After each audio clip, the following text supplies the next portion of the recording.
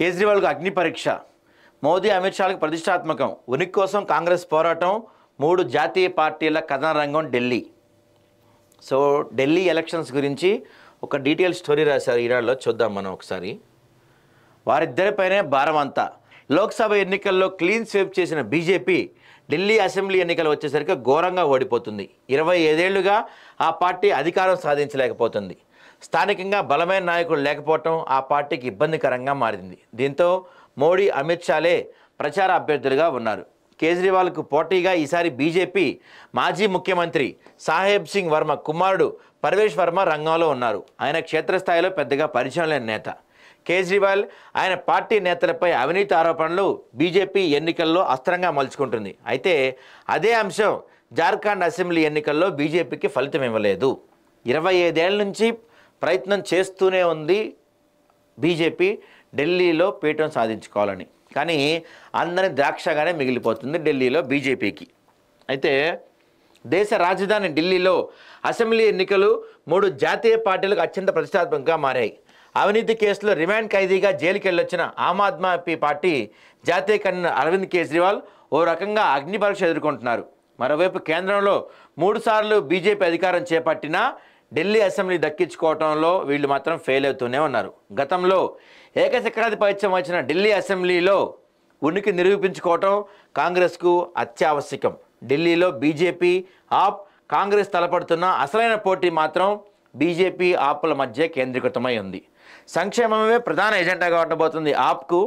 ఢిల్లీ మద్యం కేసులో అరెస్ట్ అయి జైలుకు వెళ్ళొచ్చిన అగ్రనేతలతో పార్టీ నైతిక స్థైర్యం దెబ్బతిన్నా ఇప్పటికే ఉచితంగా అందిస్తున్న విద్యుత్, తాగునీరు, మహిళలకు ఉచిత బస్సు ప్రయాణ పథకాలపై ఆధారపడి ఎన్నికలను ధైర్యంగా ఎదుర్కోవడానికి ఆప్ సిద్ధమవుతుంది.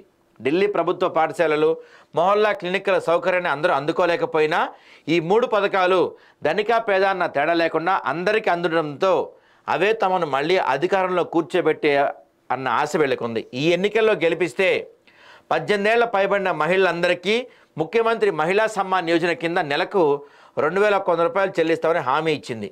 60 ఏళ్లు పైబడిన వారందరికీ ప్రభుత్వ, ప్రైవేట్ ఆసుపత్రుల్లో ఫ్రీ ట్రీట్మెంట్ ఇస్తామని చెప్పింది. అయితే ఢిల్లీలో బీజేపీ, కాంగ్రెస్లకు స్థానికంగా బలమైన నాయకులు లేకపోవటం కేజ్రీవాల్కు కలిసి వచ్చే అంశం.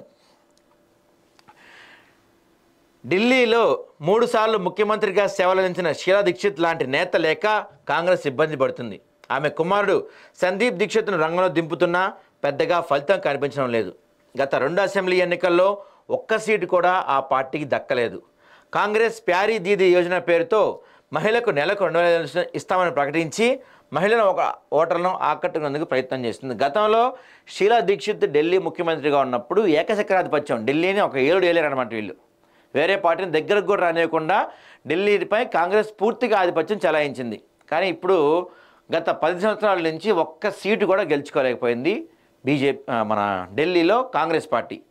ఈసారి బీజేపీకి అవసరమే, ఆప్కి అవసరమే, కానీ కాంగ్రెస్కి మాత్రం అత్యవసరం ఢిల్లీలో గెలవటం. ఈసారి ఢిల్లీలో కాంగ్రెస్ గెలవకపోతే మాత్రం ఇక ఢిల్లీలో కాంగ్రెస్ పార్టీ కనుమరుగైపోతుందన్న వార్తలు కూడా వినపడుతున్నాయి. మరి ఎన్ని అవినీతి ఆరోపణలు ఉన్నా వీళ్ళు ఇస్తున్న ఫ్రీ కరెంట్ కానీ, ట్రాన్స్పోర్ట్ కానీ, ఈ ఫ్రీబీస్ ముందు ఆ అవినీతి ఆరోపణలు పక్కకి వెళ్ళిపోతాయని ఆప్ భావిస్తుంది. మమ్మల్ని తీసుకెళ్లి 3వసారి అధికారంలో కూర్చోబెడతారని చెప్పి ఆప్ భావిస్తుంది. అయితే బీజేపీకి స్థానికంగా బలమైన లీడర్ లేడు. కేడర్ ఉన్నప్పటికీ కూడా స్థానికంగా బలమైన లీడర్ లేకపోవటమే అక్కడ ఢిల్లీలో బీజేపీకి ఒక మైనస్ పాయింట్గా కనిపించే అవకాశం ఉంటుంది. చూద్దాం మనం గత ఎన్నికల్లో ఒక్కసారి ఢిల్లీ అసెంబ్లీ రిజల్ట్స్ చూస్తే మనం రిజల్ట్స్లో ఆప్కి 62 వచ్చినాయి, బీజేపీకి కేవలం 8 స్థానాలతో మాత్రమే సరిపెట్టుకుంది. అంటే 70 స్థానాలు ఉన్న ఢిల్లీ అసెంబ్లీలో గత ఎన్నికల్లో 62 స్థానాల్లో ఆప్ గెలిస్తే కేవలం 8 స్థానాలతో బీజేపీ పరిమితమైంది. చూడండి, అంటే మామూలు విజయం కాదు, అద్భుతమైన విజయం సాధించింది అక్కడ. ఈసారి మరి ఎలా ఉండబోతుంది అనేది చూడాలి. అయితే 62 స్థానాలతో ఏకచక్రాధిపత్యం వహించినప్పటికీ కూడా అవినీతి ఆరోపణలు, ముఖ్యంగా చాలా అవినీతి ఆరోపణలో కీలక నాయకులందరూ అరెస్ట్ అయ్యారు. స్వయంగా ముఖ్యమంత్రి, పార్టీ అధినాయకుడని చెప్పి మన కేజ్రీవాలే అరెస్ట్ అవ్వటం. మరి ఈసారి అక్కడ ఓటర్లు ఢిల్లీలో ఆప్ నమ్మబోతున్నారా లేకపోతే బీజేపీకి పట్టం కడుతున్నారా చూడాలి. కానీ ఇది మాత్రం చాలా కీలకమైన ఎన్నికలు ఆప్కి, కాంగ్రెస్ పార్టీకి కూడా.